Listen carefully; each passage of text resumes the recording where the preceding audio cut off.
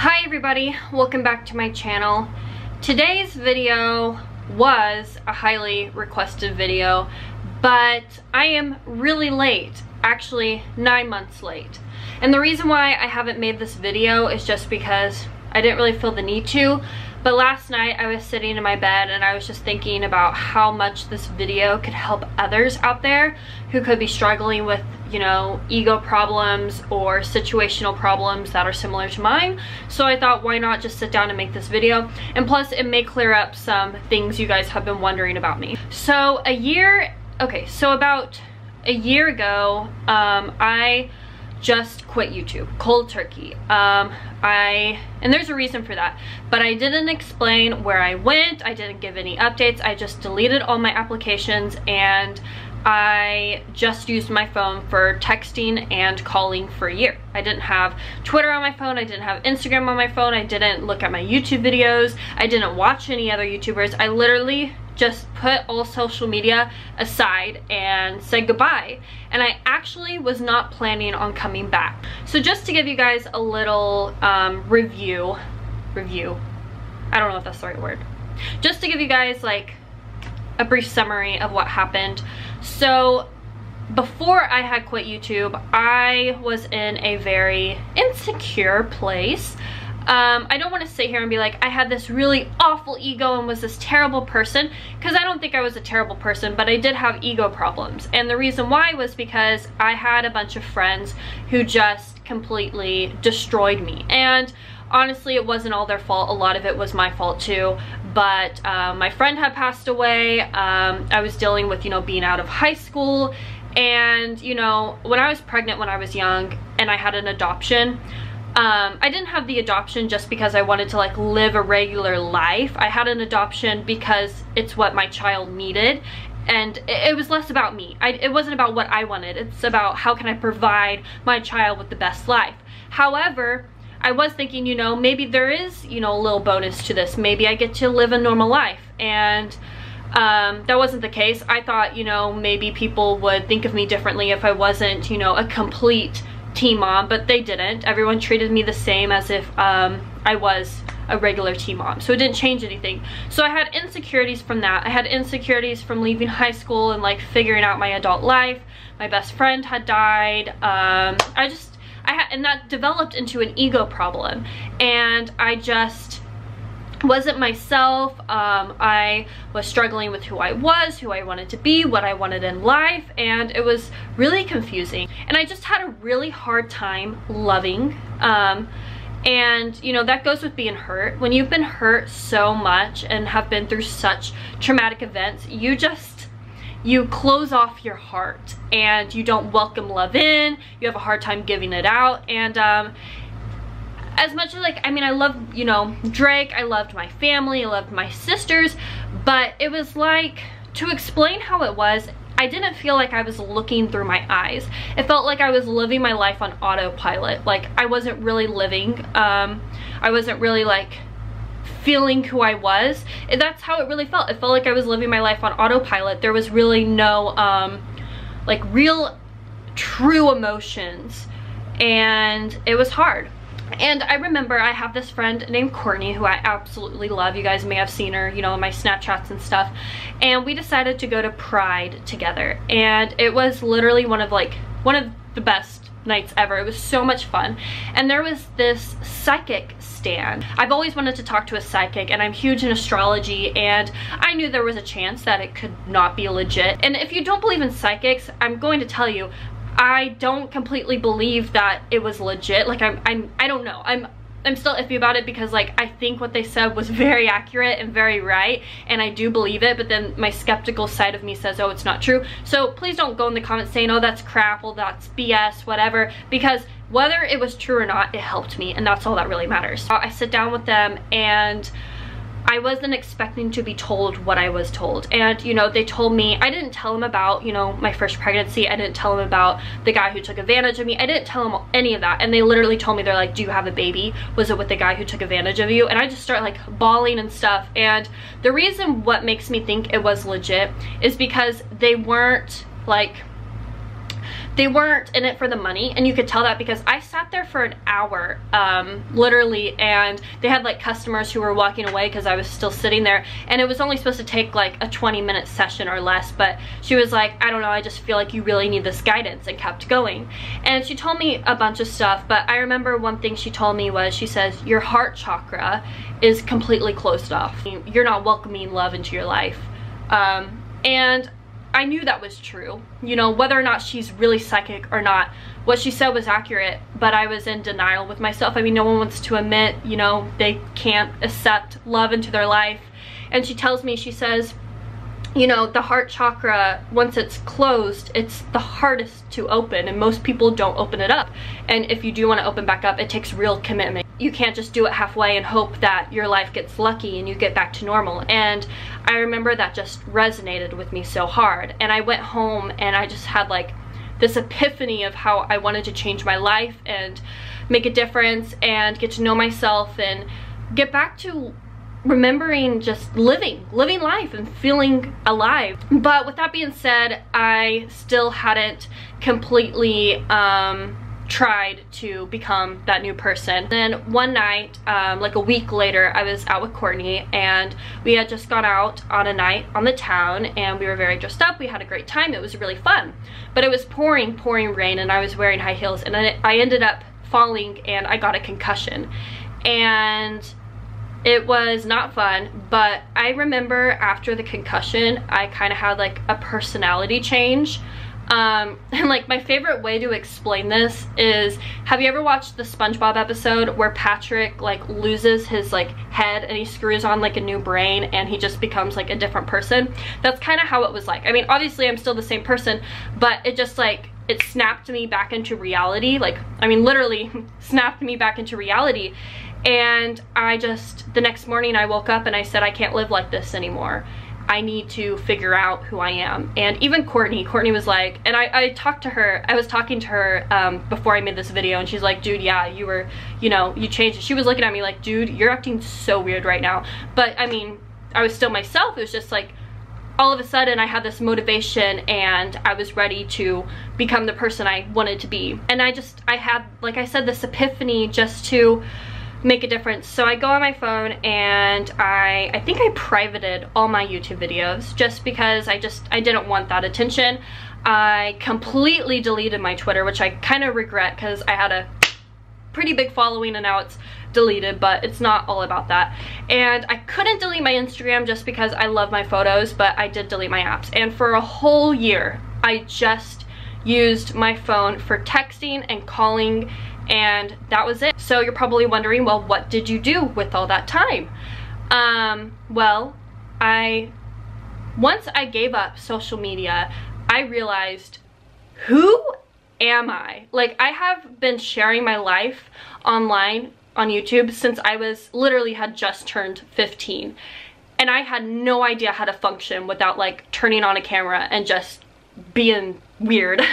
But I didn't know who I was without that. And that was like, I knew that had taken over my life, but I didn't realize it had taken my life over that much. And like, basically before that, I was just living virtually online. So when I gave up all my applications, I'm like, what do I even like to do besides post online? And so I'm trying to figure out, what am I into? Who am I?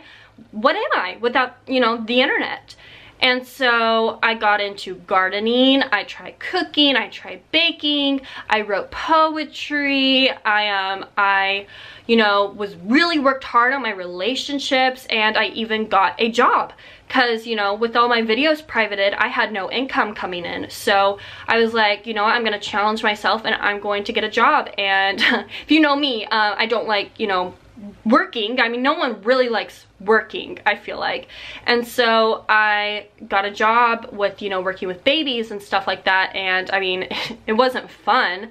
The working with babies was fun. The job itself wasn't fun. I mean, taking care of babies was fun, but like working with people and stuff wasn't fun. But you know, I did that for a year, and I challenged myself, and I realized the way I portrayed myself online was not actually who I was. And so I was like, okay, so I'm a completely different person than I thought I was. And, you know, I worked on myself and I worked on my ego, because I did have a bad ego. Not because I thought I was so cool for being online, but when you have people bully you basically for years and judging you, and, you know, basically ever since I was a teenager, I've had people online just go off on me, and that really messes with your head. Like, at first I never cared, but when you're so used to hearing the same things over and over and over and over and over again for years, it starts to mess with you. So in order to battle that insecurity, I made up this confident ego, and without the internet being there, I could get rid of that, and I did. Here. And I'm gonna be honest, before I gave up the internet, I, you know, got myself involved in drama. I gossip. I just wasn't living like a good lifestyle. And, you know, when I quit, I decided, you know, I'm not gonna do anything that would be considered a sin.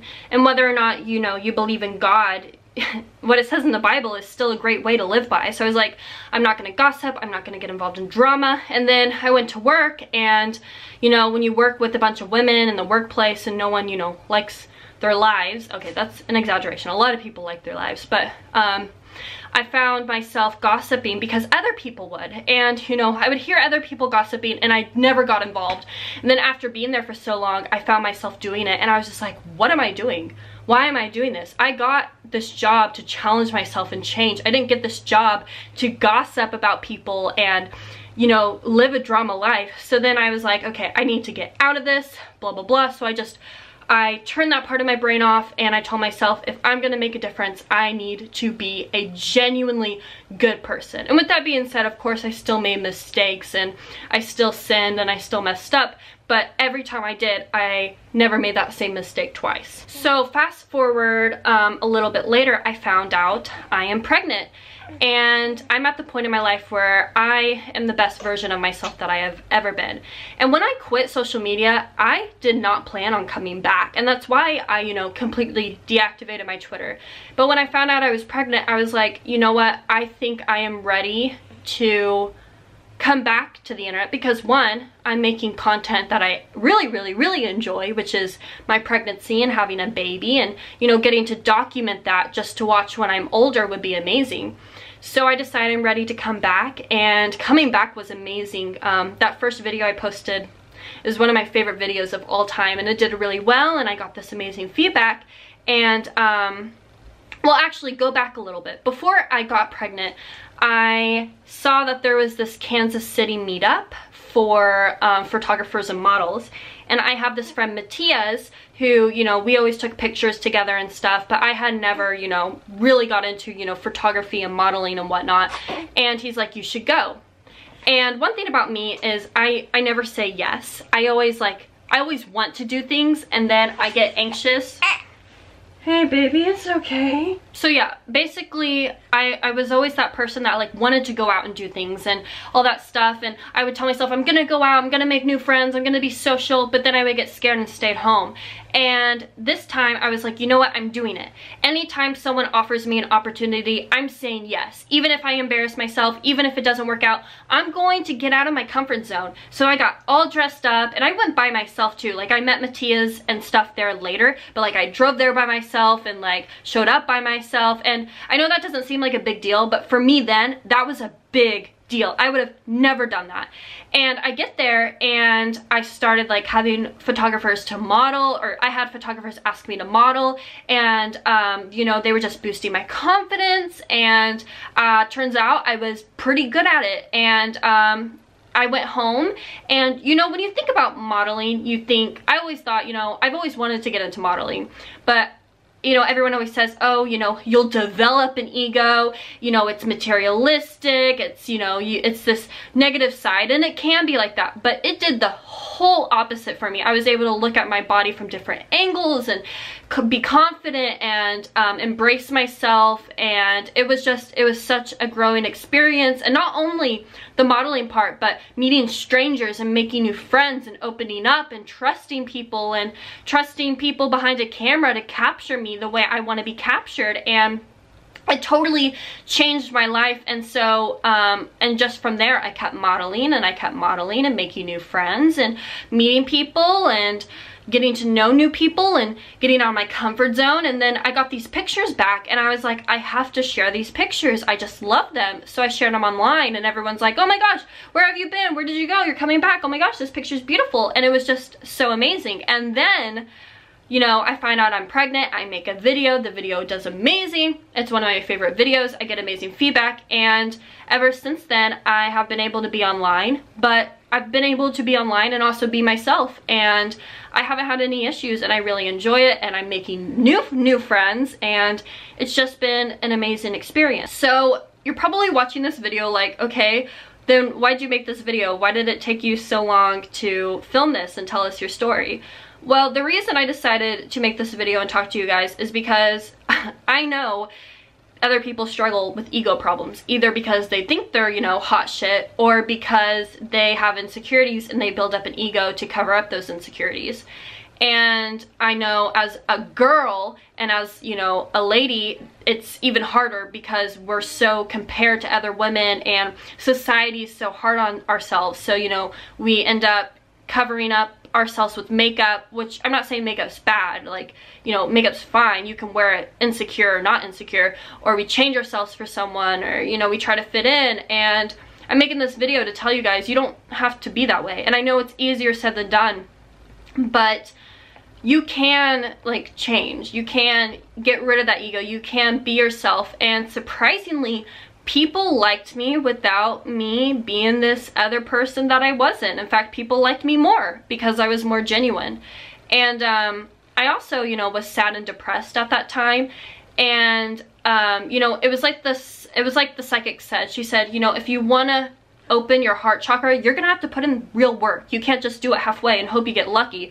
Which reminds me of when I was depressed. You know, I always said, well, maybe things will get better in the future, blah, blah, blah, blah, and then I would still sleep in all day. And that's what I'm here to say. Whether you're depressed, or you're having a hard time, or you know, you have ego problems, or anything, you, as much as I wish I could say it gets better and maybe you'll get lucky, it's not always like that. Sometimes you have to get up and make changes in your life for it to really get better. And obviously, like I said, that's easier said than done, but don't be afraid to wake up one day and just completely change your life. I mean, that's what I did. I literally woke up, got a job, deleted my social media, made new friends, made a new life, became a new person, and now I am thriving more than I ever have in my entire life. And it wasn't easy, trust me, it was so scary, but now look at me. I'm in this place in my life where literally I feel like my life couldn't be any better.